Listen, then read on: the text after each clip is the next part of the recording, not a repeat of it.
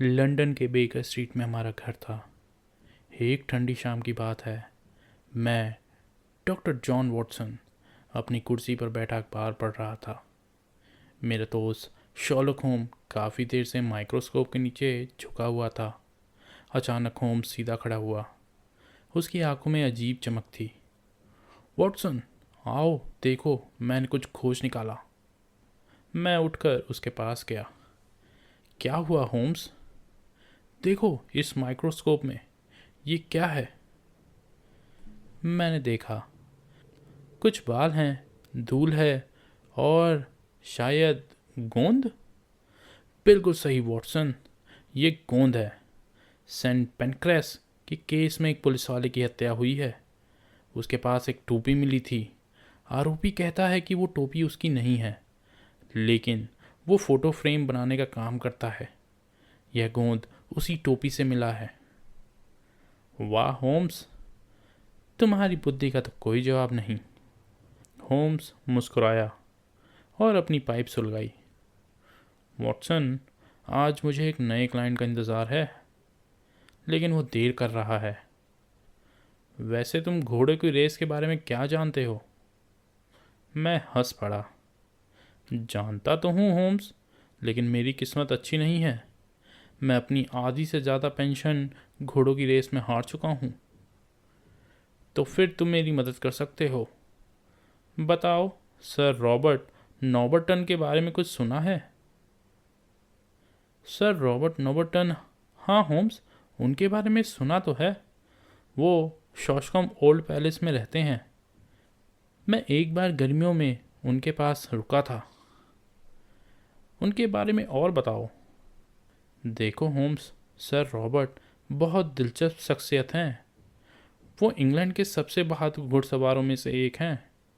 कुछ साल पहले ग्रैंड नेशनल रेस में दूसरे नंबर पर आए थे, लेकिन वे बहुत खतरनाक हैं। एक बार न्यू मार्केट हीथ में उन्होंने साहूकार सैम बुअर को चाबुक से इतना मारा कि वो मरते मरते बचा। होम्स ने सर हिलाया। दिलचस्प। और उनकी आर्थिक स्थिति? बहुत खराब होम्स। लोग कहते हैं कि वह कर्जे में डूबे हुए हैं। अब तो शायद कोई रास्ता नहीं बचा। और वो कहाँ रहते हैं?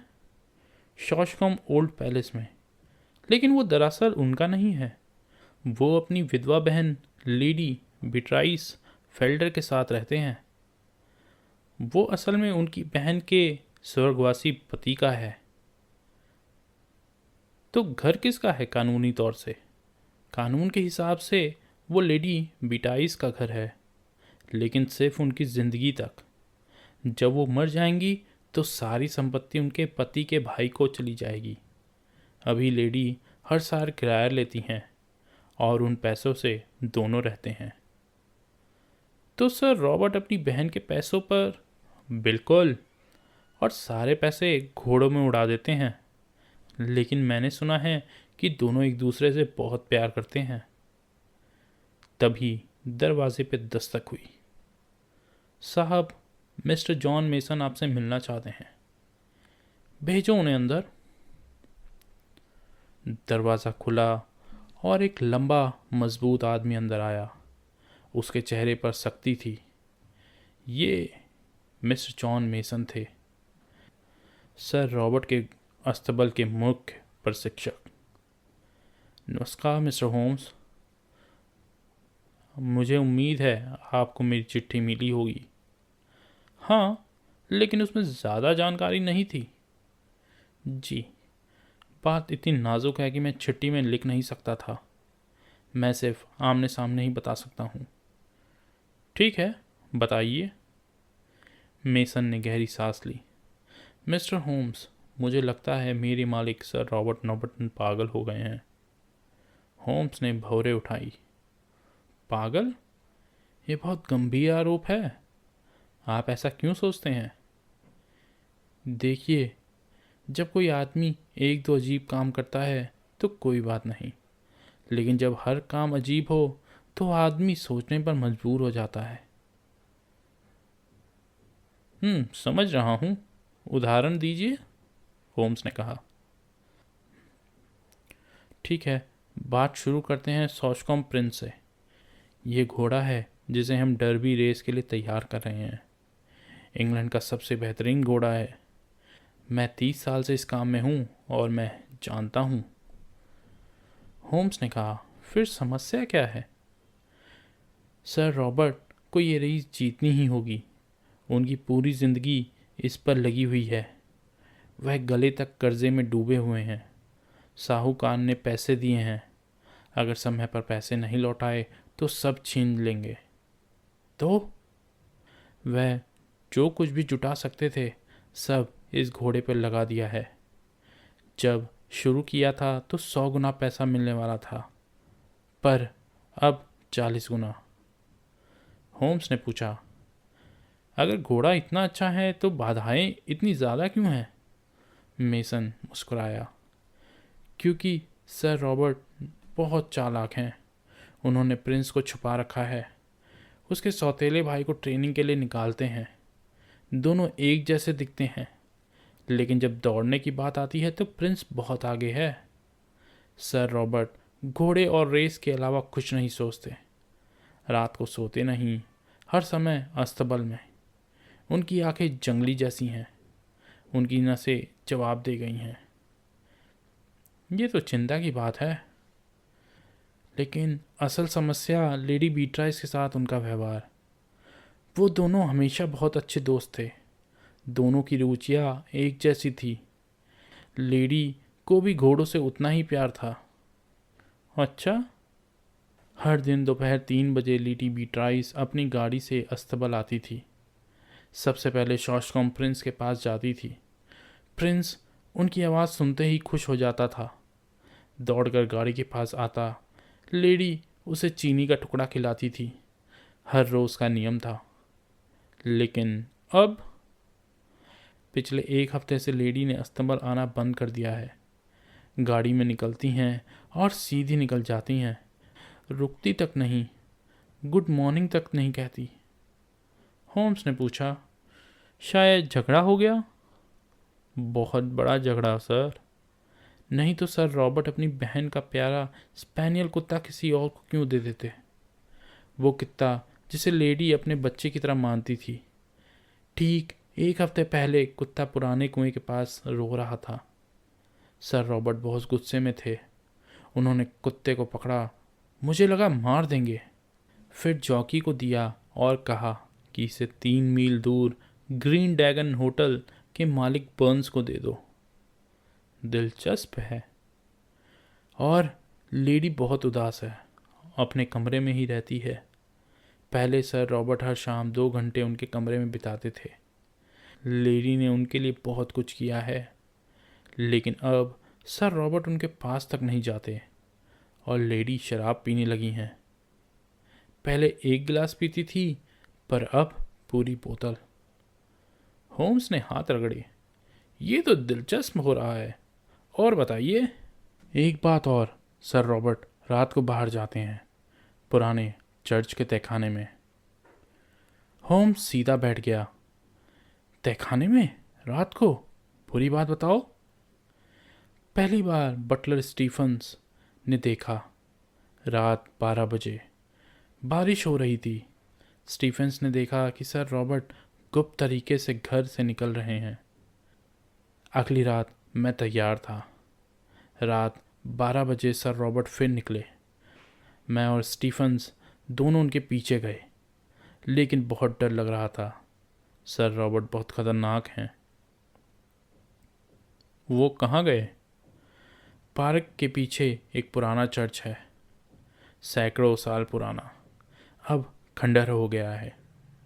उसके नीचे एक तहखाना है, बहुत डरावना। दिन में भी लोग जाने से डरते हैं। लोग कहते हैं कि वहाँ भूत रहते हैं, लेकिन सर रॉबर्ट किसी से नहीं डरते। वो अकेले थे? नहीं, वहाँ कोई और भी था। सर रॉबर्ट तहखाने में गए, कुछ देर बाद बाहर आए। थोड़ा चांद था, इसीलिए हम देख सकते थे। सर रॉबर्ट चले गए। उसके बाद हम अंदर गए।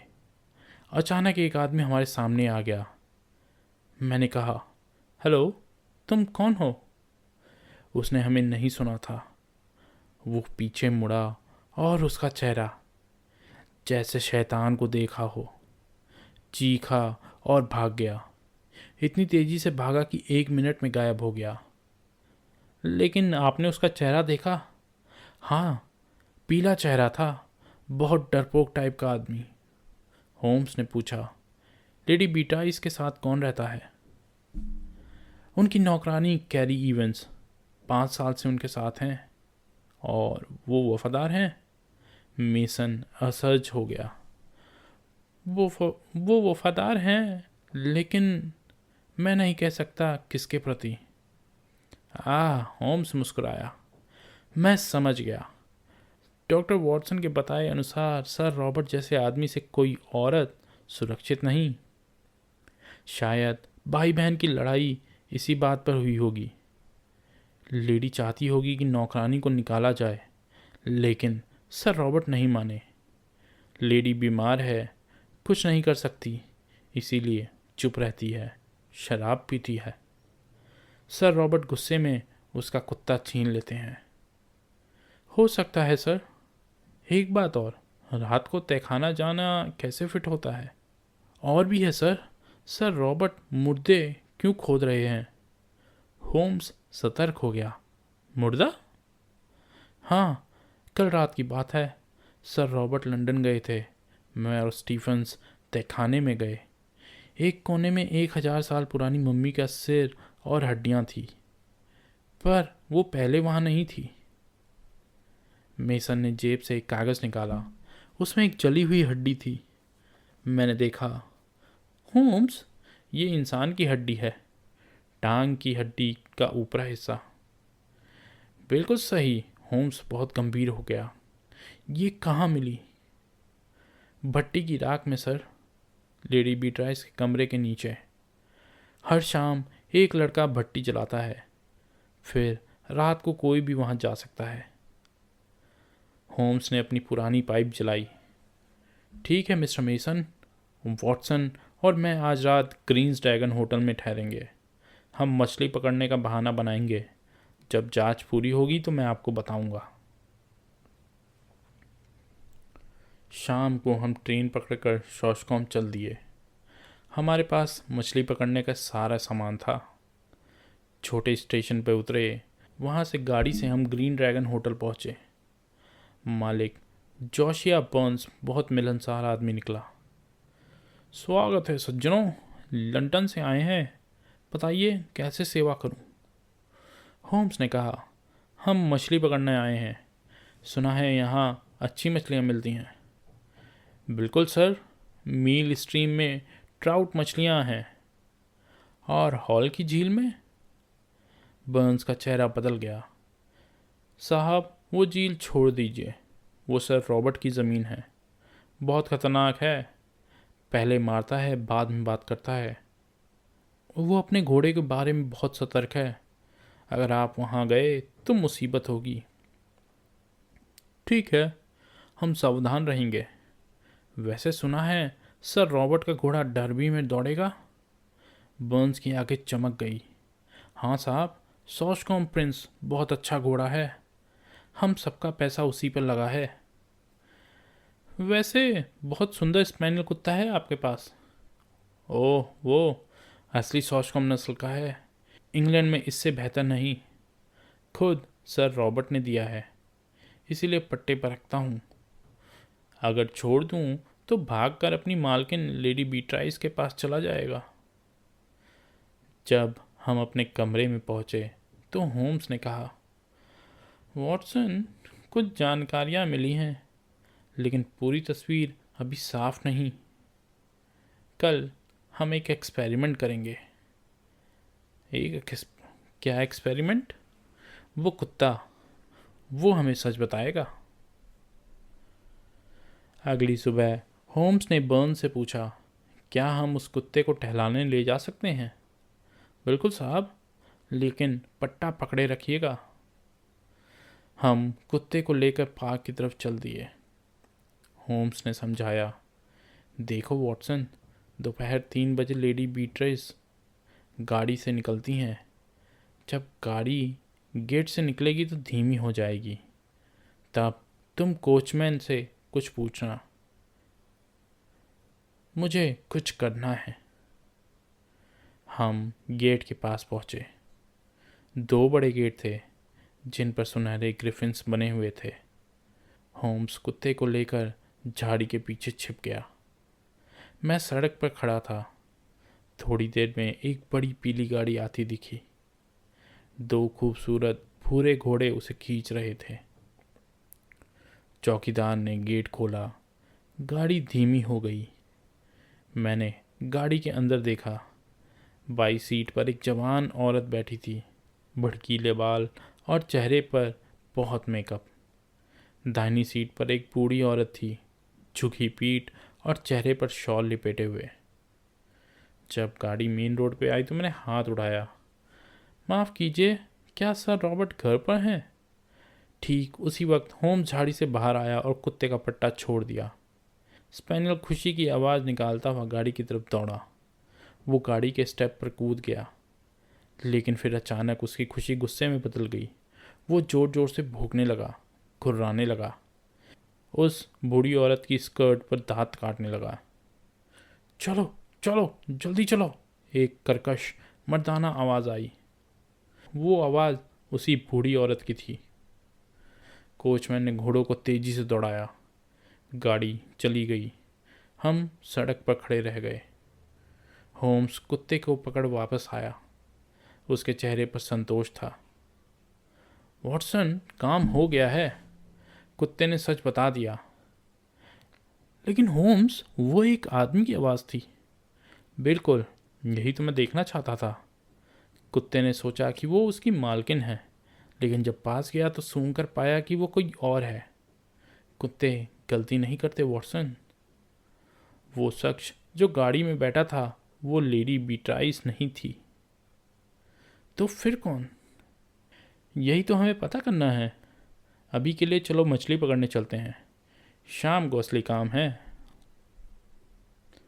दोपहर हमने सच में मील स्ट्रीम में मछलियाँ पकड़ी। शाम को खाने में ट्राउट बहुत स्वादिष्ट थी।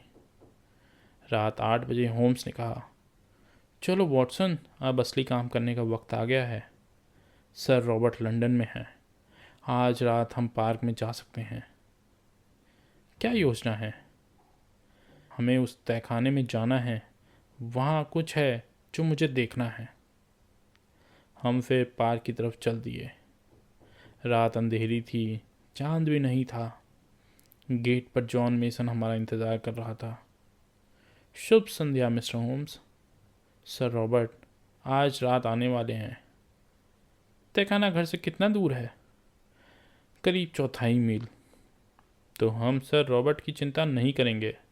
आप हमें तहखाना दिखा दीजिए और चले आइए। मेसन हमें ले गया। घास के मैदान पार करके हम पुराने चर्च के पास पहुँचे। पुराना था, दीवारें टूट चुकी थी। यहाँ आइए, मेसन ने सीढ़ियाँ दिखाई जो नीचे जाती हैं। हम सीढ़ियों से उतरे। मेसन ने एक माचिस जलाई। मैंने चारों तरफ देखा। भगवान, कितना डरावना था। तहखाना बहुत बड़ा था। पत्थर की दीवारें नमी से काली हो गई थी। हर तरफ बदबू और ताबूत। हर तरफ ताबूत, कुछ पत्थर के, कुछ शीशे के। कुछ ताबूतों पर ग्रिफिन और कोरोनेट की नक्काशी थी। होम्स ने अपनी लालटेन जलाई। पीली रोशनी ने जगह को और भी डरावना बना दिया। वो हड्डियाँ कहाँ थी? उस कोने में। हम गए, पर वो खाली था। चली गई, मेसन बोला। मुझे पता था, शायद भट्टी में जला दी गई। लेकिन कोई 1000 साल पुरानी हड्डियाँ क्यों जलाएगा? यही हमें पता करना है। आप जा सकते हैं, हम सुबह तक यहाँ रुकेंगे। मेसन चला गया। होम्स ने काम शुरू किया। वो हर ताबूत को देखने लगा, एक एक करके। कुछ बहुत पुराने थे। करीब 1 घंटे बाद होम्स एक खड़े ताबूत के सामने रुका, शीशे का बना हुआ। वॉटसन, देखो इसे। होम्स ने लेंस से ढक्कन के किनारे देखे। फिर जेब से एक छोटा लीवर निकाला, उसे ढक्कन की दरार में घुसाया। धीरे धीरे ढक्कन हिलने लगा। फटाक, ढक्कन खुल गया। होम्स, ये तो... चुप वॉटसन, कोई आ रहा है। ऊपर चर्च में कदमों की आवाज़ थी। कोई तेजी से चल रहा था। फिर एक तेज रोशनी। कोई लालटेन लेकर सीढ़ियों से नीचे आ रहा था। एक विशालकाय आदमी ने तहखाने में कदम रखा। बड़ी लालटेन थी उसके हाथ में। लालटेन की रोशनी उसके चेहरे पर पड़ी। मजबूत जबड़ा, मोटी मूछें, गुस्से से भरी आंखें। तुम कौन हो? वो गरजा। मेरी ज़मीन पर क्या कर रहे हो? जब होम्स ने जवाब नहीं दिया तो वो आगे बढ़ा। हाथ में मोटी लाठी थी। सुनते नहीं, तुम कौन हो? लेकिन होम्स डरा नहीं। वो आगे बढ़ा। सर रॉबर्ट, मेरे पास भी आपके लिए सवाल है। होम्स की आवाज़ सख्त थी। ये कौन है और यहाँ क्या कर रहा है? होम्स ने मुड़कर ताबूत का ढक्कन पूरी तरह निकाल दिया। लालटेन की रोशनी में मैंने देखा एक लाश, सफ़ेद चादर में लिपटी, सूखा चेहरा, चुड़ैल जैसी, नाक और ठुड्डी बाहर, आंखें खुली लेकिन बेजान। सर रॉबर्ट डर से पीछे हट गए। पत्थर के ताबूत का सहारा लिया। तुम्हें कैसे पता चला? उनकी आवाज़ कांप रही थी। फिर हिम्मत जुटाकर, क्या यहाँ तुम्हारा क्या काम? मेरा नाम शर्लॉक होम्स है, शायद आपने सुना होगा। मेरा काम कानून को बचाना है। आपको बहुत कुछ समझाना होगा। सर रॉबर्ट ने कुछ देर होम्स को घूरा। फिर धीरे धीरे उसके चेहरे का गुस्सा कम हो गया। होम्स की शांत आवाज़ का असर हो रहा था। भगवान की कसम मिस्टर होम्स, सब ठीक है। मैं जानता हूँ कि दिखावा मेरे खिलाफ है, लेकिन मैं कुछ और नहीं कर सकता था। मुझे खुशी होगी ये सुनकर, लेकिन डर है कि आपकी सफाई पुलिस के सामने देनी होगी। सर रॉबर्ट ने कंधे उचकाए। ठीक है, चलिए घर, आप खुद फैसला कर लेना। 15 मिनट बाद हम सर रॉबर्ट के घर में थे। बड़ा और पुराना घर। हम एक कमरे में बैठे जहाँ दीवारों पर बंदूकें रखी थी। सर रॉबर्ट बाहर गए। जब वापस आए तो उनके साथ 2 लोग आए थे। एक थी वो जवान औरत जिसने हमें गाड़ी में देखा था, और दूसरा था एक छोटा चूहे जैसा चेहरे वाला आदमी। दोनों बहुत घबराए हुए लग रहे थे। ये है मिस्टर एंड मिसेस नॉलेट। मिसेस नॉलेट अपने कुंवारी नाम कैरी इवंस से 5 साल से मेरी बहन के यहाँ नौकरी कर रही है। मैं इन्हें इसलिए लाया हूँ क्योंकि मुझे लगता है कि सबसे अच्छा है कि मैं आपको पूरी सच्चाई बता दूँ। यह 2 लोग ही मेरी बात की पुष्टि कर सकते हैं। ये ज़रूरी है सर रॉबर्ट, औरत चिल्लाई। आपने सोचा है कि क्या कर रहे हैं? मैं किसी जिम्मेदारी से इनकार करता हूँ, उसका पति बोला। सर रॉबर्ट ने उस आदमी को घृणा से देखा। मैं सारी जिम्मेदारी लूँगा। अब सुनिए मिस्टर होम्स, आप मेरे मामले काफ़ी गहराई तक गए तो आप जानते होंगे कि डर्बी में मेरा घोड़ा दौड़ रहा है और मेरी पूरी ज़िंदगी उस पर निर्भर है। मैं स्थिति समझता हूँ। मैं अपनी बहन लेडी बीट्राइस पर निर्भर हूँ, लेकिन सबको पता है कि संपत्ति में उनका हक सिर्फ उनकी ज़िंदगी तक है। मैं साहूकारों के हाथों में गहराई तक हूँ। अगर मेरी बहन मर गई तो लेनदार सब छीन लेंगे। सर रॉबर्ट ने रुककर हम दोनों को देखा। मिस्टर होम्स, मेरी बहन 1 हफ्ता पहले मर गई। हाँ? और आपने किसी को बताया नहीं? मैं क्या करता? पूरी तबाही सामने थी। अगर मैं 3 हफ्ते संभाल सकता तो सब ठीक हो जाता। मिसेस नॉलेट का पति, यह आदमी एक अभिनेता है। मेरे दिमाग में आया वो उस छोटी अवधि के लिए मेरी बहन बन सकता है। बस रोज़ गाड़ी में दिखना था। नौकरानी के अलावा कोई कमरे में नहीं जाता। मेरी बहन ड्रॉपसी से मरी, लेकिन वो लंबे समय से पीड़ित थी। ओह, ये जज तय करेंगे। उनके डॉक्टर गवाही देंगे कि महीनों से ये लक्षण थे। तो आपने क्या किया? शरीर वहाँ नहीं रह सकता था। पहली रात नॉलेट और मैं उसे पुराने कुएं के घर में ले गए, लेकिन स्पैनियल हमारे पीछे आ गया और भौंकने लगा। मुझे सुरक्षित जगह चाहिए थी। मैंने कुत्ते को दे दिया और हम शव को चर्च के तहखाने में ले गए। मिस्टर होम्स, मैंने कोई अपराध नहीं किया। हमने एक ताबूत खोला, पुरानी हड्डी निकाली और अपनी बहन को वहाँ रख दिया। पुरानी हड्डियों को फर्श पर नहीं छोड़ा जा सकता। नॉलेट और मैंने उन्हें उठाया और भट्टी में जला दिया। बस यही है मेरी कहानी। होम्स कुछ देर चुप रहा। सर रॉबर्ट, आपकी कहानी में एक खामी है। रेस पर आपकी बाजी तब भी अच्छी रहेगी जब लेनदान संपत्ति ले लें। घोड़ा संपत्ति का हिस्सा होगा, उन्हें मेरी बाजी से क्या। जितना संभव है वह उसे दौड़ाएंगे ही नहीं। मेरा सबसे बड़ा लेनदान, मेरा सबसे बड़ा दुश्मन, वो बदमाश सैम बूअर जिसे मैंने चाबुक मारा था, वो मुझे बचाने की कोशिश करेगा? बिल्कुल नहीं। ठीक है सर रॉबर्ट। होम्स खड़ा हुआ। यह मामला पुलिस के पास जाना चाहिए। तथ्यों को सामने लाना मेरा कर्तव्य है। आपके आचरण की नैतिकता पर राय देना मेरा काम नहीं। अभी आधी रात हो गई है वॉटसन, हमें चलना चाहिए। अब मैं आपको बता दूं कि इस कहानी का अंत कैसे हुआ। डर्बी रेस का दिन आया। पूरा इंग्लैंड देख रहा था। शॉशकॉम प्रिंस ने धमाकेदार जीत हासिल की। सर रॉबर्ट ने 80,000 पाउंड जीते। बहुत बड़ी रकम। उन्होंने सारे लेनदारों को पैसा चुकाया। अभी भी कुछ पैसा बच गया। पुलिस और जज ने इस मामले को बहुत नरमी से देखा। लेडी बीटाइस की मौत की रिपोर्ट देर से करने के लिए सिर्फ एक हल्की फटकार मिली, कोई सख्त सज़ा नहीं। सर रॉबर्ट फिर से सम्मानित ज़िंदगी जीने लगे। उनका करियर अच्छा चल गया। उनकी बाकी की ज़िंदगी खुशी से गुजरी। मैंने होम्स से पूछा, तुम्हें कैसे पता चला कि गाड़ी में बीटाइस नहीं है? होम्स मुस्कुराया। वॉटसन, कुत्ते ने बता दिया। कुत्ते कभी गलती नहीं करते। उसने अपनी मालकिन को देखा, लेकिन सूंघकर पहचाना कि वह कोई और है। बाकी सब आसान था। और तुम्हें कैसे पता कि शव तहखाने में है?